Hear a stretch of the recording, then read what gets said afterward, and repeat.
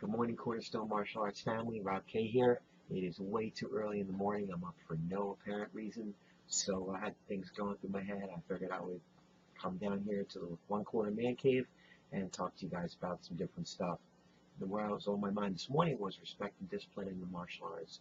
Kind of why we do the things we do, where our rules and everything came from, why we do them. And just to remind you, as you probably already know, you hear us say it all the time, Cornerstone was not just about kicking and punching. We're not trying to produce a race of incredible backyard, schoolyard ninjas that can go out there and wipe out a biker bar or anything like that. Our big thing is we're trying to build better kids from the inside out. And we do that not only through the discipline of the martial arts, but the accessory programs that we have, like starting in January next week, we start the Powerful Warriors program. So the kids are getting a definitive, planned out character lesson every week. Anyway, I want to go over today the protocols that we have coming into the school and the reason that we do the things that we do. But let me take you back in time first of all, way back when, 1984, when I started karate lessons. I started taking karate at the Shin Karate Institute in Philadelphia, South Philly, 709 Oregon Avenue. I was 18 years old, and that school was, I loved it, and I was also terrified of it. I just had this reverent fear of the instructors there. When you signed up there, you were issued the student manual. It's my original student manual from 1984. It's a little bit loved on, as you can see. And the manual today is pretty much the same, except for color pictures. And if you check out the 5th code of Tang Soo Do, fighting shoes with sense and honor, this one says a killing shoes with sense and honor. And no, I'm not advocating that we go back to that, although I do kind of miss it. Anyway, so what happened at Shin Karate Institute? Shin Karate was on the 2nd floor of a carpet warehouse. So you would show up and you walk up this long, ominous flight of stairs, get to the top. And what we had to do, this wasn't an optional thing. This is what we had to do. You turn on the left, and the instructor was in the office there. There was a 2nd-degree black belt, frightening guy named Mr. John Gottman, 2nd-degree black belt. That name sounds familiar. I'm sure you know why. Anyway, you stopped, you knocked on the door, you said, "Good evening," or "Good morning, sir," and you bow. Show respect. And you went over across the hallway. That was Grandmaster Shin's office. This was when World Headquarters was actually still in South Philly. And you knocked on the door, and you did the same thing. You bowed, you said, "Good morning, good evening, Grandmaster Shin." Sometimes he acknowledged you with a wave or actually said hello. Sometimes he was on the telephone. You did it anyway. And you did it anyway. It was part of the respect of coming into this house to learn this stuff. You treated it like you were a guest in some place really special, which to me it was.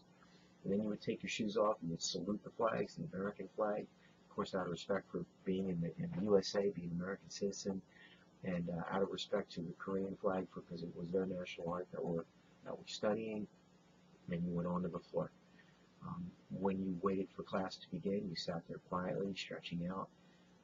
Loud talk, things like that just didn't happen. You just didn't do that. There was some reverence for the house.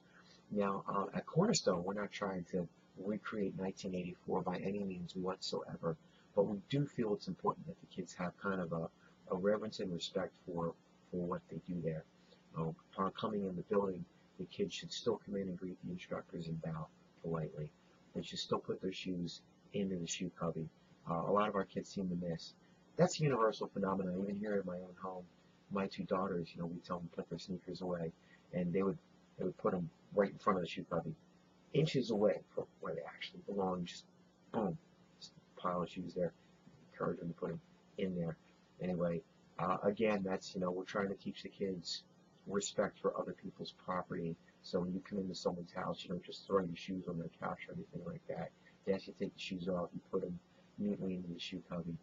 The kids greet us.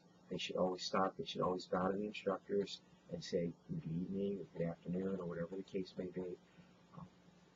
Again, this is all going towards showing that we care for other people and we want them to know that we respect them. The instructors will always should. If they don't, let me know. The instructors should always bow back to them and greet them just as well. We're going on the floor, saluting the flags.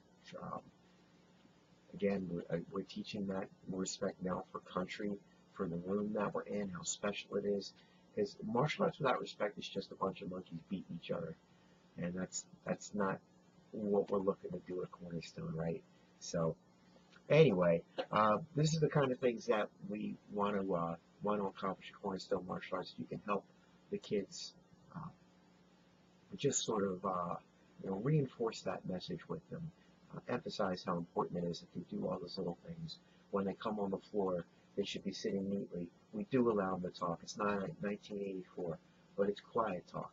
They should be sitting, legs crossed, facing in the same direction, not rolling around behind our heavy bags or anything that could even they can get hurt playing out there. One of the reasons we don't let the kids just run wild on the mats is it's a safety issue.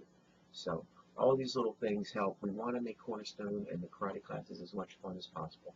It's got to be fun. If it's not fun, they're not going to come.